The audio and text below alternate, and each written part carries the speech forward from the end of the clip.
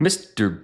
XRP here, and welcome back. If you are looking for key crypto news and logical analysis and crypto education, you have landed at the right place. So be sure to subscribe to my channel, and I am glad you're here. So let's rock and roll. Let's move into this thing.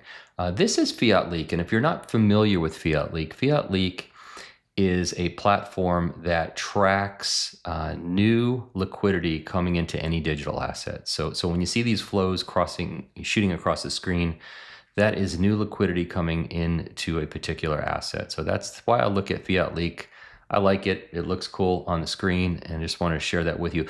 The main topic of what I want to discuss today, and we're going to get into it right after a little bit of news, is I want to talk about why I personally think 99% of all digital asset projects, all cryptos, are going to fail.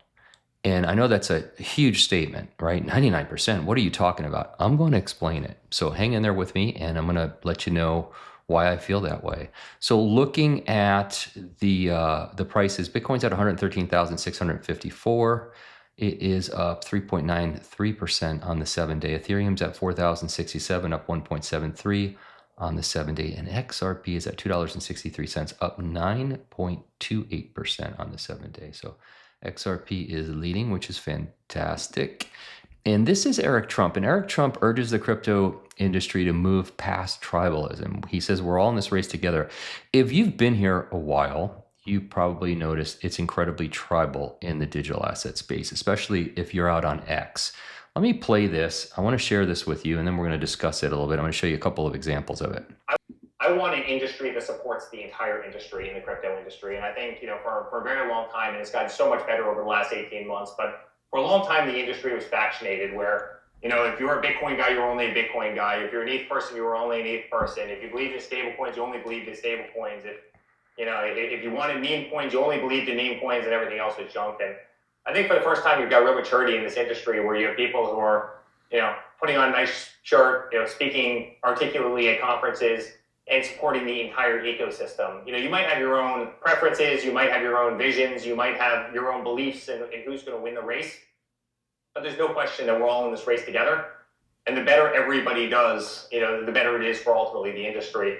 There's not going to be just one winner, right? There's going to be several winners in the space. And just because, Bitcoin is number one doesn't mean it's the winner. It just means it's the number one in market cap. But there will be several digital asset projects that will win, several blockchains that will win, but there are over 20,000 blockchains out there, and we're going to talk about why I think the majority of them are going to lose. But here's an example of that tribalism, where it makes a shift, right? This was a post from Phil Kwok out on Twitter, and he was responding to a gentleman who said, I've spent the last 24 hours going down the rabbit hole of XRP. He's obviously not a supporter of XRP. I've decided to invest a significant portion into XRP, and he's got like 500,000 followers. So he goes on to explain why he's now interested in XRP. And Phil and his brother Dom are huge XRP supporters, and they support the development, the developer world, in a lot of different ways. But Phil goes on to say, it's happening. The world is waking up to the XRP ledger and its power. What we, the XRP family, saw early. We stayed strong when others faltered, still so early. So it's a great example of someone that is now getting an XRP that wasn't in it before. Here's another tweet from Dom Kwok, and actually someone was asking Dom, hey, what can I do with my XRP? I've gone to 15 different restaurants and stores and nobody will accept it.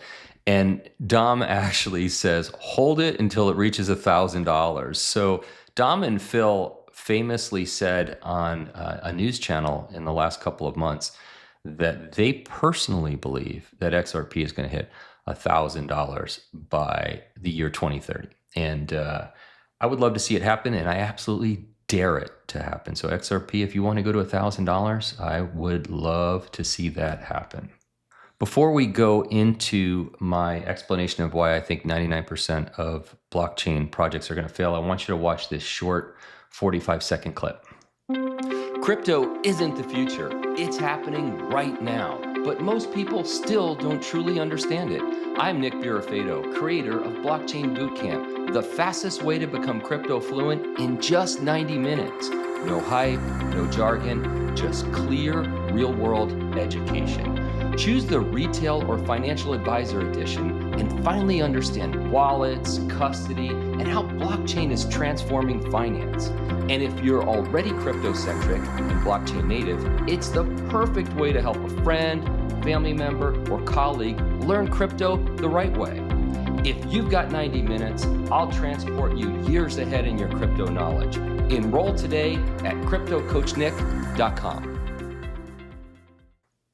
And as you may know by now, Blockchain Bootcamp is something that I created to help newer people or new people to the digital asset space learn and become crypto fluent in 90 minutes or less.